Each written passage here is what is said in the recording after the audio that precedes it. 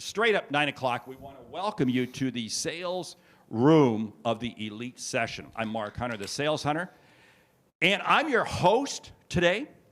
And what you're going to experience today are really, I don't want to say they're sessions unplugged, but they are unplugged in terms of the learning you're going to get. And with that, I'm going to challenge you to do this. With each speaker you hear, get at least 2 ideas. Get at least 2 ideas.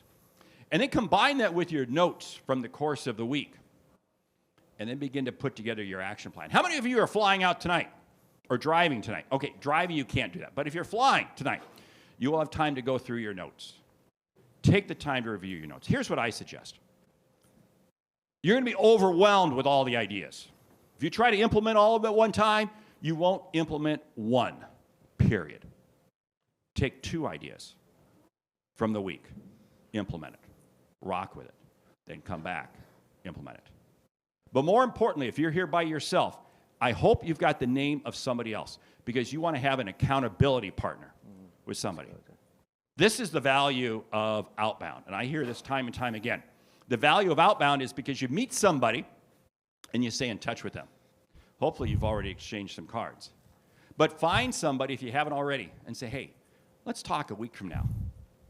Let's touch base every week for 3 or 4 weeks. Just to, hey, how are you implementing outbound? That's how you get the value of outbound.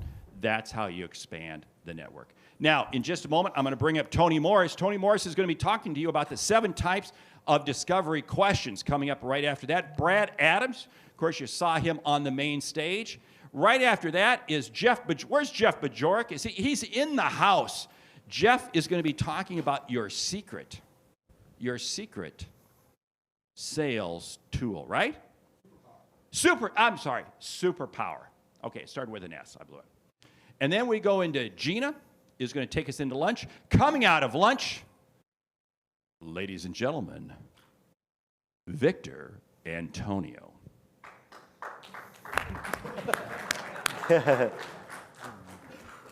So you can't be late coming out of lunch. And then we continue on, and I will conclude this afternoon talking about how to get full price when you would rather discount. So with that, Tony, come on up here. Tony, welcome. Welcome to the main stage. Thank you, my friend. 2 quick words about Tony. He's a Brit. He's been here all week. He hasn't had a chance to talk. So guess what? You're going to see Tony Morris unleashed. Go, baby. Thank you, my friend. Morning, everyone. I've had the pleasure of working with over 50,000 sales professionals across 29 countries, or now 30, in B2B and B2C, across about 40-plus industries.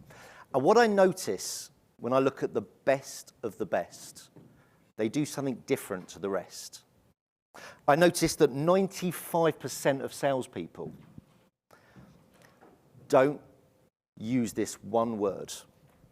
This one word that's 3 letters.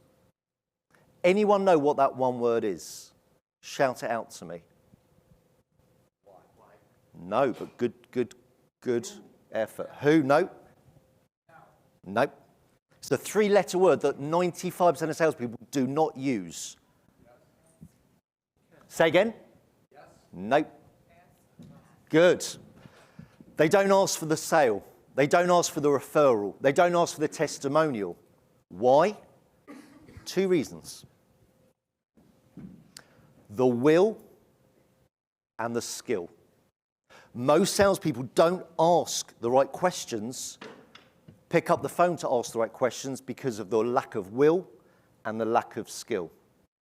Before I dive into that, I've been watching patiently all week, and you guys literally have been playing out hard all week. I've seen everyone take copious amounts of notes. You've engaged with all the speakers. It's been awesome. In Britain, we don't do that. It's weird in Britain. If you have coach, trainers, mentors, they look at you like you're a bit of a loser. They're like, why do you need a coach? Clearly you're crap. Whereas in America, it's the opposite.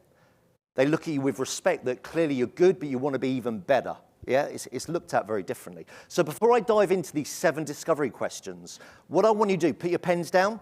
I just want you to stand up and give all of yourselves a big round of applause. Stand up, give yourself a round of applause, please.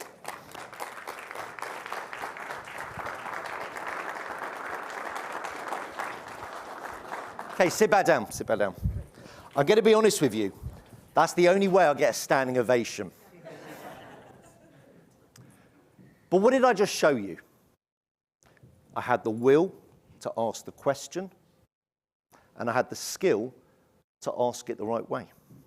Because had I said to you, can anyone stand up and just give me a standing ovation, and I might have got one of you go, I wouldn't have got the result, right?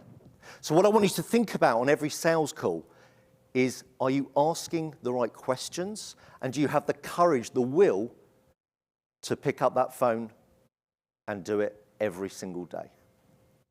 So let's dive in. The will and the skill. Now, there's 5 reasons that we ask discovery questions. There's probably more, but I'm going to focus on 5. Number 1, we have better conversations. I believe in sales, whether it's an inbound call or an outbound call, we should have a conversation, not an interrogation.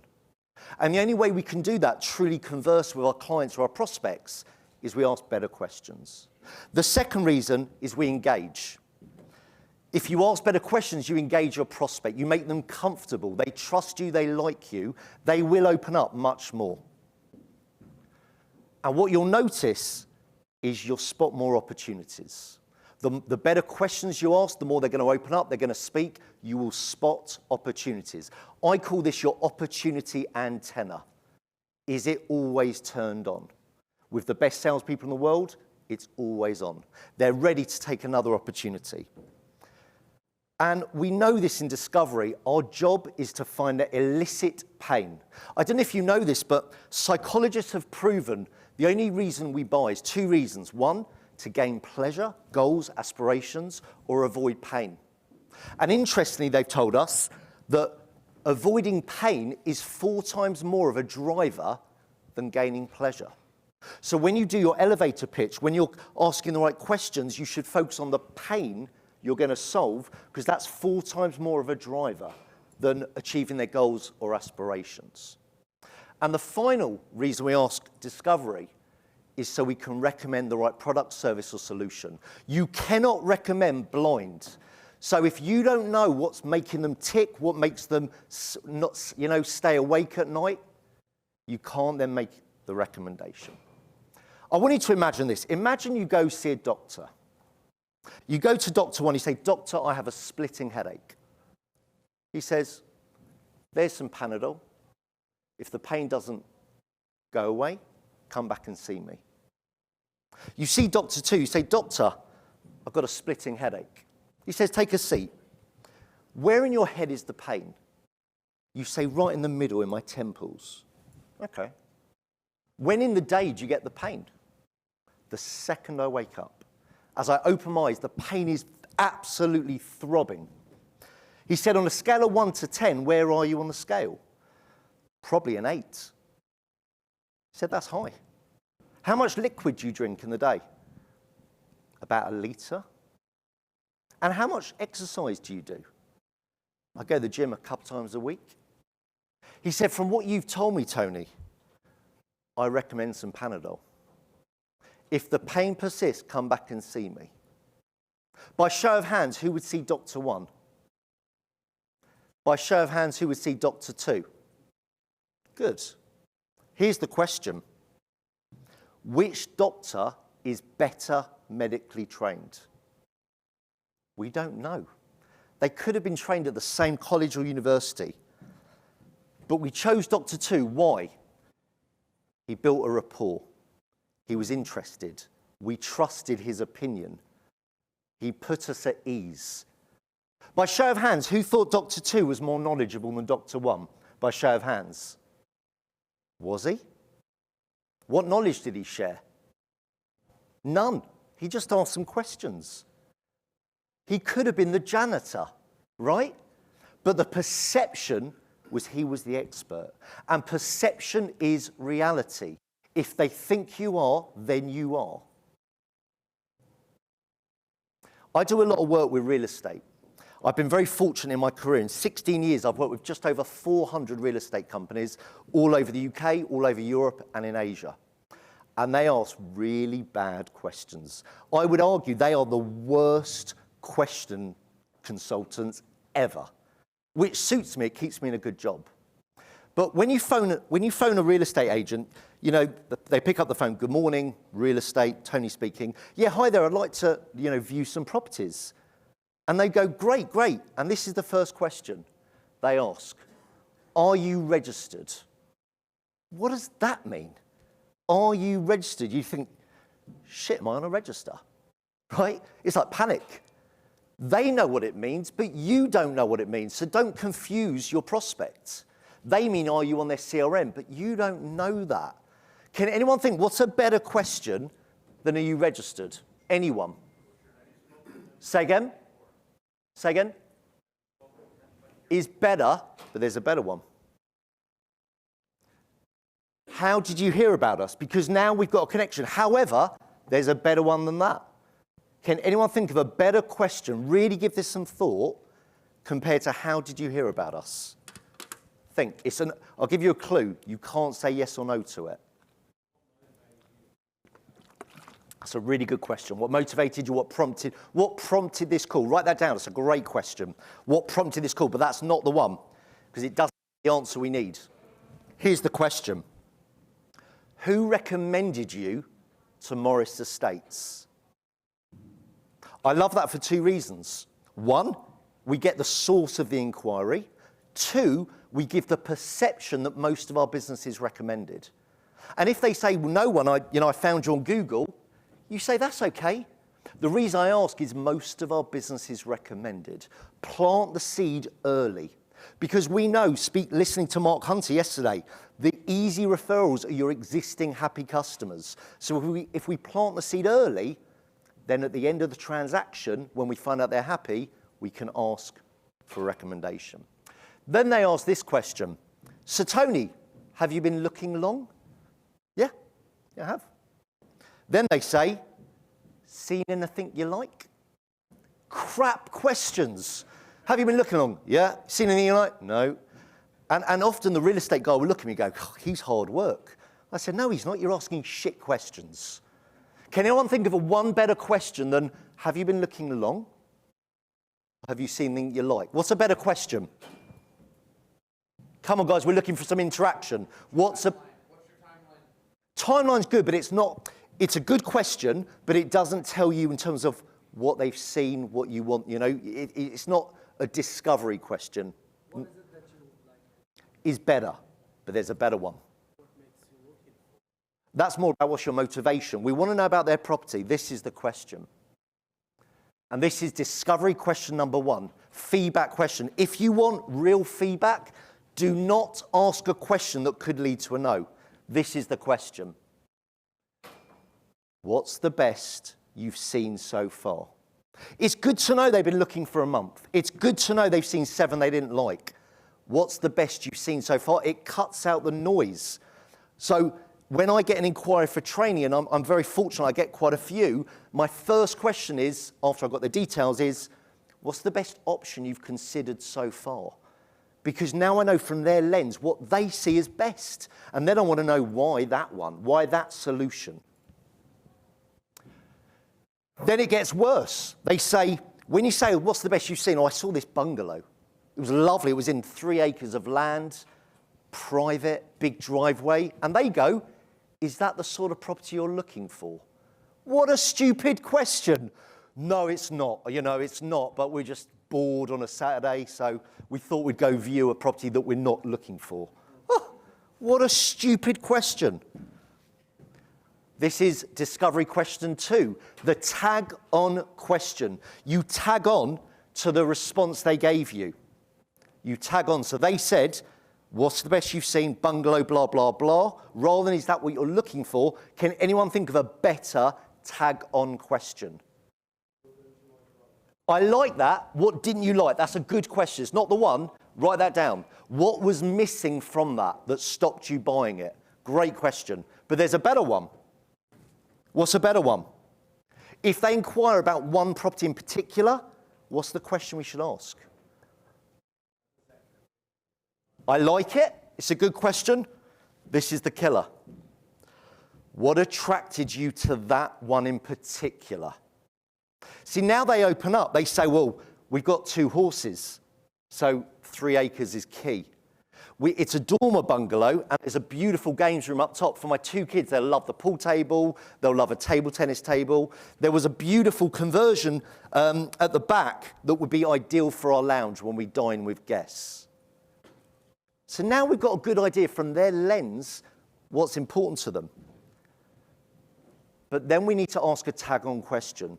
Does anyone know the tag-on question when they've given us that list? Think. What's the question, guys and girls?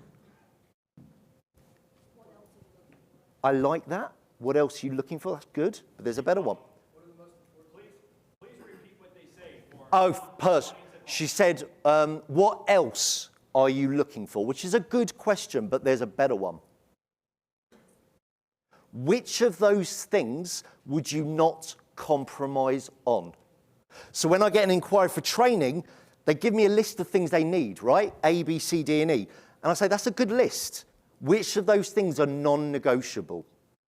Because if I don't find that out, I'll show them a property with 1 acre, and they'll say, that's not going to work. Well, ask the question. Then we go into finance, and they go, what do you earn? And the buyer says, what do you earn? They get pissed off, because it's a weird question. What do you earn? Well, it's none of your bloody business what I earn. So what's a better question than what do you earn? Budget. Now, I like that. It's better. But saying the word budget goes into interrogation mode. Remember, conversation, not an interrogation. What do you do for a living? I might say I'm an accountant. It doesn't give me the answer. It's good in terms of rapport. So this is discovery question number 3. It's called the statement question. Better than what's your budget? Anyone? This is where you make a statement followed by a question. Any ideas? Is better. I'm going to help you out though. So in terms of to help me select the right properties for you, what are you comfortable in spending? I like the word comfortable. It's emotive rather than what's your budget. What are you comfortable in spending? And they say to you, my maximum is sort of $400,000. We now need 2 tag-on questions. What are they? What's the first tag-on question when they say $400,000? Anyone? Come on, I need the brains working, guys. What's the tag-on? $400,000. And I'll give you a clue. It's not a yes or no closed question. Okay, let me help you. That's a good, healthy amount. How did you arrive at that figure? Was it plucked out the air, or was there some logic behind it? And often the buyer will say, no, I've spoken to my mortgage broker. Great. And then they say, would you like to speak to our mortgage broker? No, thank you. If you don't want a no, don't ask a question that could lead to a no.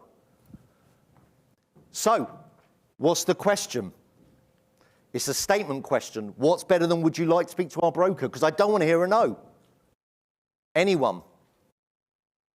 You guys not had enough coffee yet, right? Or you're just knackered from the week. Come on, give me something. Yes? When would be a good time to talk to our broker? Much better. When would be a good time to speak to our broker? It's better, but I might say, you know what, I'm okay.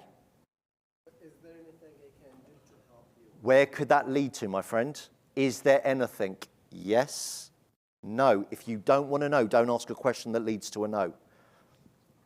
This is the question. It's a statement question. That's fantastic news that you've spoken to a broker. That's going to put you in a really strong position to buy. Just out of curiosity, who have you compared them against? Much better. Because if they haven't, they're thinking, this is the biggest purchase of our life. How would we not compare? And then you do a technique that Mark Hunter spoke about yesterday. It was a really good technique because, again, we don't want to know. The technique is don't ask, tell. Because you could say, so would you like to speak to our broker? No, I'm good. Take control away. So look, what I'll do for you is, I'll put you in touch with my broker, Chris Cooper. Exceptional. He's helped so many of my clients because he's got access to 86 lenders. He's incredible. And then you go for the close. You then say, looking at Chris's diary, can you do tomorrow or Saturday? And now they go for the close. This is really bad. They say, would you like to view the property or shall I email you the particulars? Come on. Now, interestingly, again, this is proven, 80% of people always go for the second option. Why? Recency. So a much better question is take control. Looking at my diary, I've got 2 properties to show you. The bungalow that you've spoken about, but I've got another gem you're going to love. I can't wait to get your feedback. Now, looking at my diary, I can do 3:45 or 5:15. Which suits you better? We know the alternative close, right? 80% will say 5:15. Why do I use those times in particular? Anyone? And what does that imply? Good. No one wants to deal with someone who's not busy. Because when you say, when's good, I'm free all month. Choose a time. Doesn't look very good, right? Restaurants do this. You phone a restaurant. Hi there, I'm looking to book a table tonight. You're going to have to bear with me. They come back and they go, we can squeeze you in at 8:15, or we could get you in at quarter to 10. When suits you? 10:15, I'll be starving. Let's go for 8:15. Great, take your name, they book you in. You turn up at 8:15, it's dead. You're the only one there. You go, you basketball player. Thank you, Victor. 80% of people always choose the second option. I use this not just in sales, I use this in life. I say to my wife very often, sweetheart, should we go out to the cinema tonight? Or should we just stay and have some sex? I've seen so many films, you have no idea. I literally live on popcorn. It's quite frightening. So I want to tell you about Select Car Leasing. These are one of the biggest car leasing companies in the UK. 180 salespeople. They do 2 things. They do your personal lease. I lease my vehicle from them. And they do a corporate lease. And again, I've listened to their questions. The first thing they ask when someone inquires about a lease is they get the name, the number, and they go, have you had any quotes? And the buyer will go, yeah, but, I want to see what you can quote me.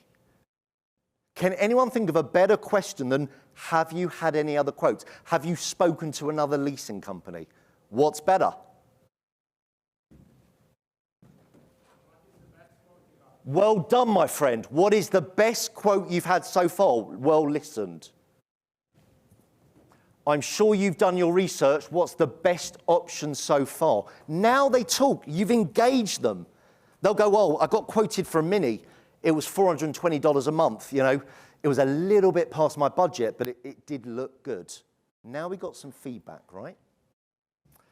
Look, the quality of any answer is directly based on the quality of your question. So this is some homework I'd like you to do. Not now, we don't have time, but make a note of it.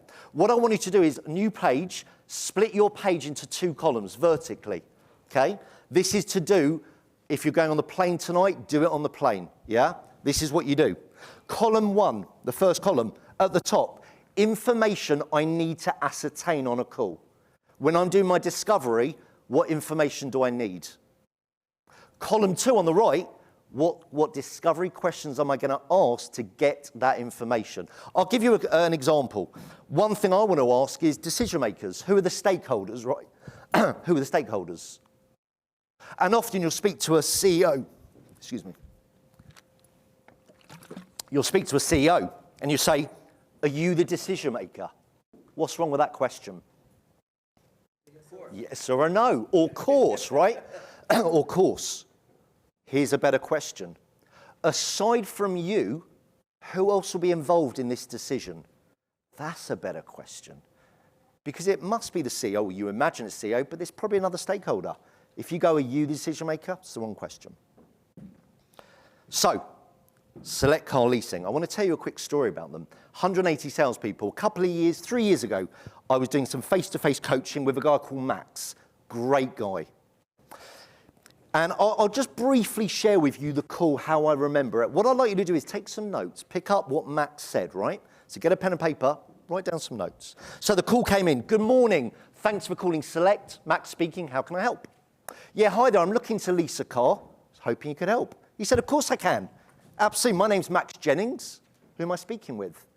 It's Lisa Michelson. Lisa, thank you for calling Select. Your mobile has turned up. Can I get your work number?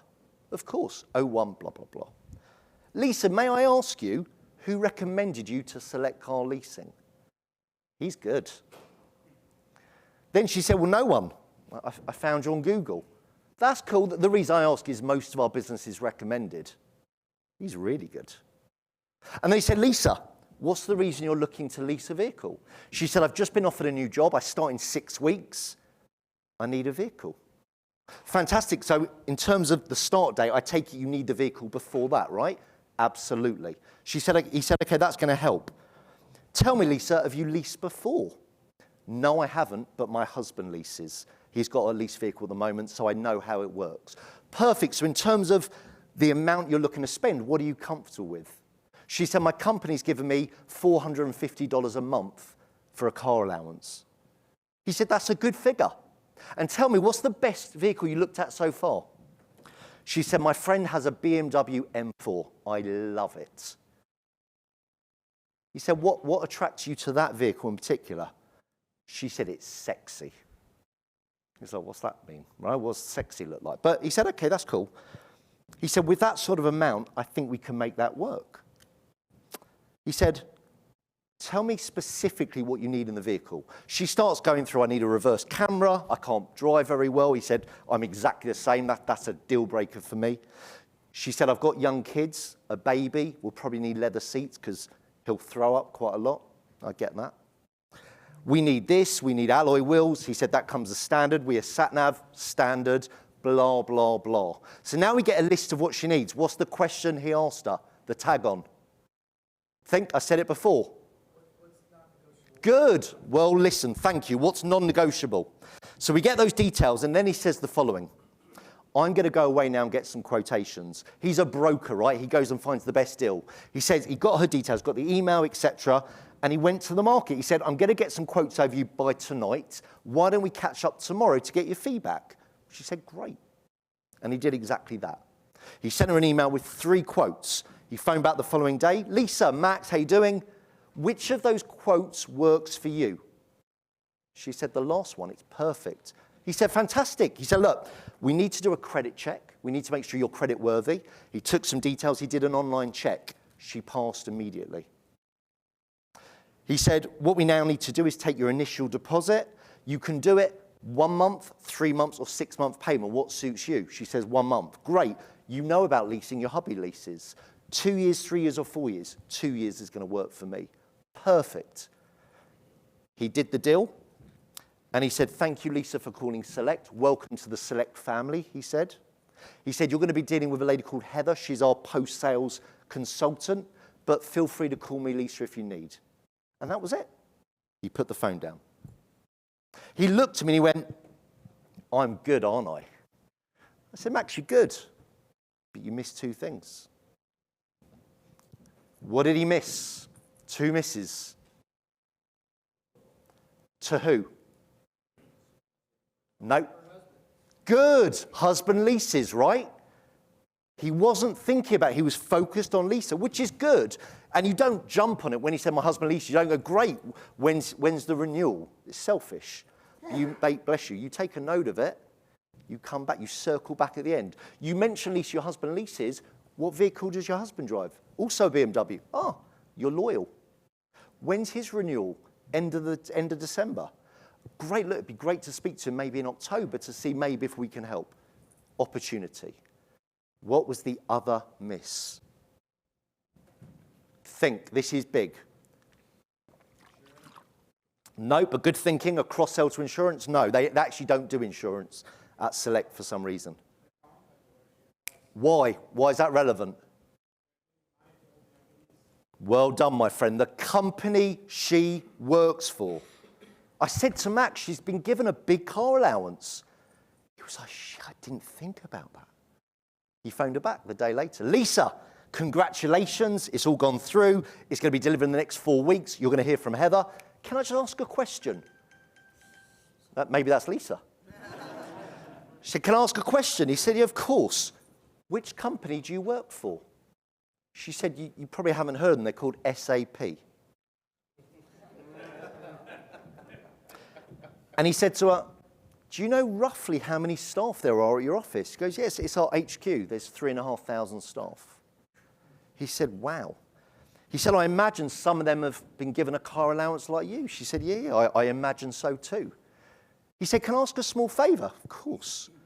I don't suppose you know the HR manager or logistics manager that I could probably speak to about it. He goes, funny enough, it's the lady who interviewed me, Deborah Loftus. Would you be so kind to introduce me? Yeah, of course. He got an introduction. 3 months later, it took 3 months, he met Deborah with Mark Hutchinson, the CEO. That year, Select Car Leasing ordered 380 vehicles through Select. Max earned $28,000 for that deal. He didn't even get me a bottle of wine, the bastard. Unbelievable, right? So I do a lot of work in the hotel industry. And there's a hotel that I was really keen to get in with called Jury's Inn. You may not have heard of them. Quite big in the UK. 38 hotels in Ireland, Edinburgh, and in England. And I cold called them. I must have cold called them 60 times. Jeb would have been really proud. I finally got a hold of the HR manager, a guy called Bob. And I said, Bob, Tony Morris, I've really been trying to speak to you. I said, I take it, Bob, you're the person who looks after external training. He said, it's not me. I was like, do you mind me asking who it is? He said, of course, it's my boss, Deirdre O'Dolan. Do you have a number? We can't give out numbers, I'm afraid. We're not allowed to give out numbers. You put the phone down. I use a product called Lusher. I got her mobile in 2 minutes. Don't use them, use Seamless, all right? He'll kill me. But I use Lusher, I'm going to change to Seamless. I got a number. I phoned her 71 times. No joke. On the 72nd call, she answers. She goes, what the hell do you want? I said, Deirdre, thanks for taking my call. I know I'm persistent, but I know I can help you. I understand you're the person responsible for booking external trainers, correct? Correct. I said, brilliant. And I said, well, look, I want to talk to you about the sales training I offer. Sales training, she said. I book people for Microsoft Word, Excel, and PowerPoint. I was like, that Bob, I'm going to kill him. Whose fault was it? Not Bob. I asked the wrong question. So I said to Deirdre, that's okay. Do you mind me asking, who within Jury's Inn is responsible for booking external training for sales specifically? That's Stuart Leckie. Do you want his number? Yeah, I do. Got his mobile. Turns out he works 15 minutes from my house in Watford. First call I get a hold of him. I close him for a meeting. And he says to me, Tony, look, I'm going to be honest with you. I don't want to waste your time. We use a company called MG Performance. They're really good. It might be a waste of your time. I said, Stuart, it'll just be good to meet you, learn a little bit about your experience in hospitality. Maybe I can learn something and share a couple of ideas. He says, cool. And we met. We met for a coffee a couple of weeks later. And when we sat down, I said to him, tell me about how you got into the hospitality world. He started opening up. He said, I started my career in Hilton. It was unreal. Really, why? They had this training university, 12-month program. You met once a month face-to-face, and then there was a lot of sort of virtual sessions. It was unreal. I said, what specifically did you love about it? He said everything was practical. It was real life. Me and my team could literally go into the office next day, implement, and get instant results. I said, wow. I said, what was your best result? He said, I tripled my show round appointments to my hotel in Hilton in the next 3 weeks, with 3 weeks from training. I said, that's cool. I said, that's really cool. I said, tell me about your team. And he started sharing about the number of sales reps, who's inbound, who's outbound, blah, blah, blah. I said, I understand you use MG Performance, but how's that working out for you? He said, they're good. I said to you on the phone, they're good. And what do they do in terms of practical content that helps you book more showround appointments? He said, well, look, now I think of it, it's very theory-based. My team love the guy, Darren. They love him. But they do say they struggle to implement. And what impact he had on your showround appointments? We've not noticed a massive difference, if I'm honest. That was my in. That was my Betty Button moment. I said, let me tell you where I can add value. I said, not only is it actionable, I make live calls in front of your sales team. I will be booking showround appointments for them in a 3-hour workshop. I promise you it's game-changing. I said, don't get rid of MG, stick with them. Use me as well. He booked me for a day. I did what I promised. I made live calls. I booked 26 showround appointments in one day. Jeb would have been proud. And he said, the team adored you. The results were insane. You quadrupled our showround appointments. Guess what happened? MG went out. Tony Morris International got in. They spent £87,000 with my company because I kept phoning. I didn't give up, and I asked eventually the right questions. Discovery question 4. So towards the end of that meeting with Stuart, I said the following. Who could I speak to at Hilton? This was not the end of the meeting, the end of the training program or during the program. I said, Stuart, who could I speak to at Hilton to see if I can add value to the university? What did I demonstrate when I asked that question? I listened, and everyone loves to be listened to. It's called a replay question. So when you're doing your discovery, write down something they say at the beginning, circle back to it at the end of the meeting. Or when you close for an appointment on that meeting, say, can I ask you, replay question. It shows you listened. You probably know this, right? But Pareto law, 80-20. On a sales call, you should be listening 80, speaking 20. Most salespeople I work with, they do the 80-20, wrong way round. And most salespeople, they listen to respond. The top performers listen to learn. They listen to what's shared, but they listen to what's not shared. Their opportunity antenna is always turned on. If you ask the wrong question, do not expect the right outcome. I just want to give you a couple of examples where this was done really badly. And now you've learned a few discovery. I want to see what you pick up. You may not have heard of REM. One of the biggest kitchen showrooms in the UK. I trained them for about 3 years, 280 showrooms, run by a billionaire called Malcolm Healy. He's one of the most successful entrepreneurs in the UK. And what I did, I observed them for a couple of days. I watched prospects come in, and I saw how the reps handled them. A prospect would come, they go, morning, welcome to Wren. And we're British, we'd go, yeah, that's what we got, at best. They'd come in, the sales rep would watch them walk around the store without them knowing. They gave it about 2 to 3 minutes, and they'd approach them. They'd go, hi, I'm Tony, by the way. Would you like a drink? What do most people say? No, thank you. So what did we change it to? What was the better question? Rather than would you like a drink? Is better, but they might say gin and tonic, and it's 9 in the morning. It's a weird one. What's better?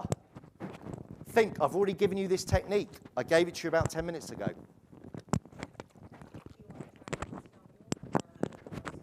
Better. That's the question. Do you want to try our A or B? 80% said, I'd love a coffee. Tea or coffee. And now you've got them in your store for 15 minutes, right? You've got an opportunity to win business. Unless your coffee's crap and they might leave. Yeah? We've all experienced this. You queue up at Starbucks, you order your hazelnut latte, and they go, do you have a loyalty card? No. Would you like one? No, thank you. Crap questions. What's better? What's better? Anyone? Much better. So if I said, 3 times a week, then what? Careful. I don't want to hear a no. So then what? How many times do you come to Starbucks? 3 times a week. And then what would you say? If I go, then what? Anyone help her? That's the one. Don't ask, tell. So what they actually said is, I see you here 5 times a week. Why don't you use your loyalty card? Curiosity. What do you mean? You're here 5 times a week. Every week, I'll give you a free coffee. I'll tell you what, let me do it for you. What's your email? Now you've got them. And could you imagine if Starbucks converted 3 out of 4 to be loyal customers? Game changers to their business. So when you lose a deal, right, we're human. When you lose a deal, who should make the phone call to the prospect? Idea? Who? So I lose the deal. Who should phone the prospect? Say again? No. Why?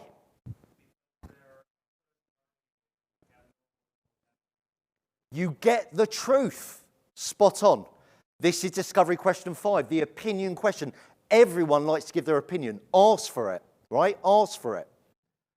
Say to them, Mr. Jones, Tony Morris from blah, blah company. I know you met my colleague Heather, and I know she was unsuccessful. The reason for my call today, at blah, blah company, we strive to be the best. I would value your honest opinion on Heather. You won't offend her. You won't offend me. We want to learn. Zip up. Now we get true feedback. When else should you ask for feedback? When else? Why? When you win, why? Because you want to keep doing it, right? You keep doing it. Now, a lot of salespeople don't do that, but you should. Every time you win a customer, say, thank you for choosing me, so I can learn, why did you choose us? Get that feedback. Get their language they use, because we can use that in our marketing material, right? It's not about us. It's through the customer's lens. Now, a lot of salespeople call that your USP, right? Your unique selling point. I've got a problem with your USP. Who does the USP serve? Your unique selling point. I'll give you a clue. Not the customer. It's unique. Say again. It serves you. As the salesperson, it's unique, and I'm using it to sell. We know no one likes to be sold to. They like to buy. I believe it's a UCB, a unique customer benefit. It's unique, but it benefits the customer. If you don't get the right answer, change the question. So when I set my company up 16 years ago, I was cold calling, right? I read Fanatical Prospecting, I was cold calling. And I used to say to the sales director, if you use me for training, what is your number one goal? He said, Tony, we need to increase sales. 99% said, I need to increase sales. I thought, that can't be right. Everyone can't have the same goal. Change the question. I said, can I ask you, let's fast forward 6 months from today, how do you know working with me has been successful? I got different answers. The morale's gone through the roof. Our conversion rate has doubled. Our cost per lead has gone down. Our average order value's gone up. Now I got their true motive. Final discovery, pain question, right?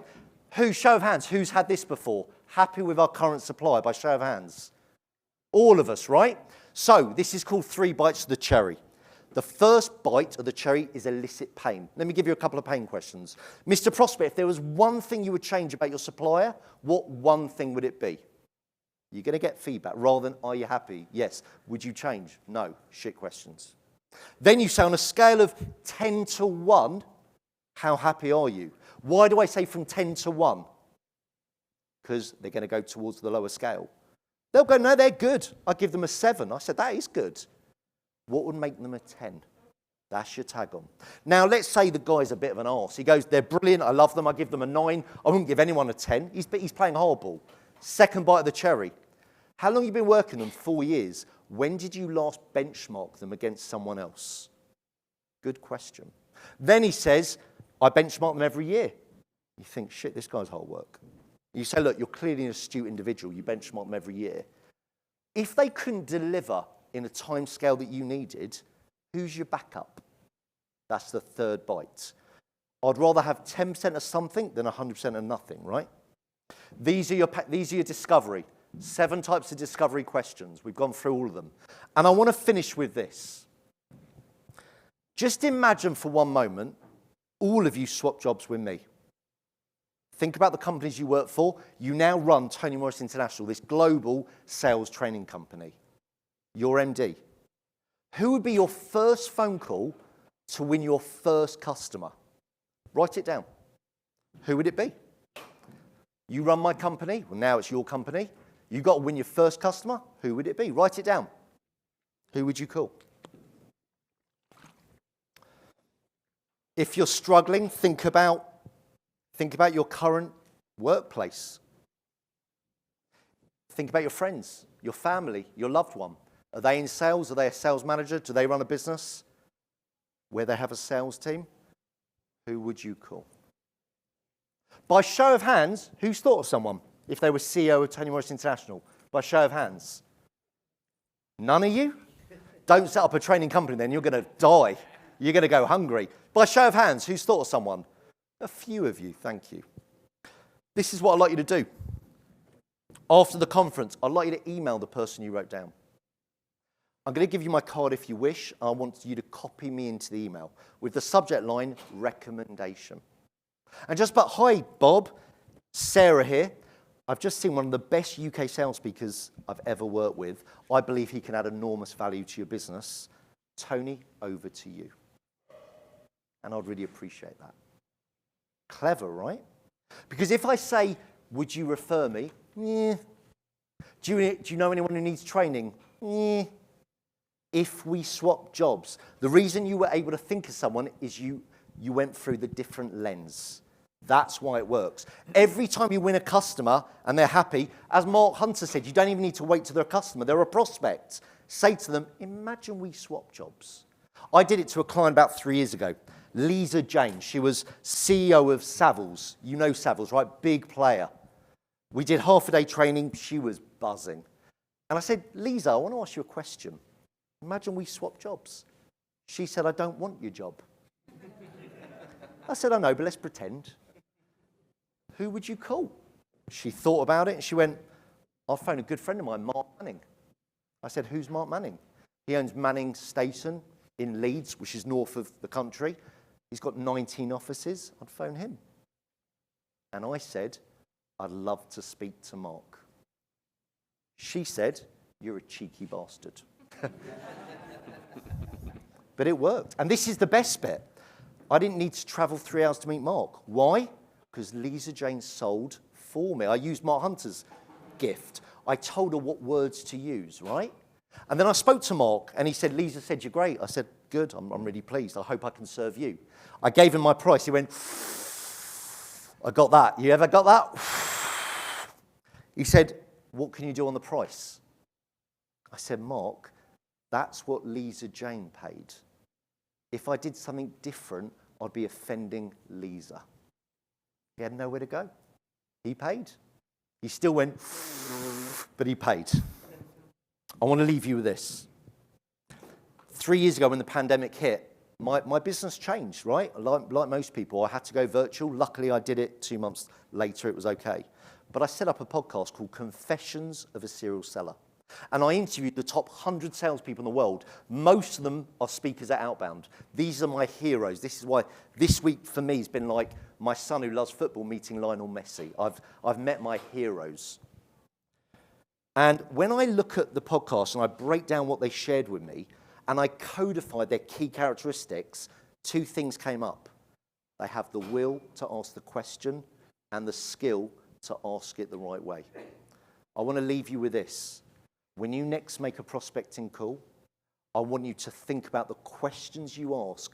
Are they the right killer questions that's going to change the outcome of that phone call? And do you have the will to pick up the phone, go big, and work with anyone you want to work with? And I wish you every success. Thank you.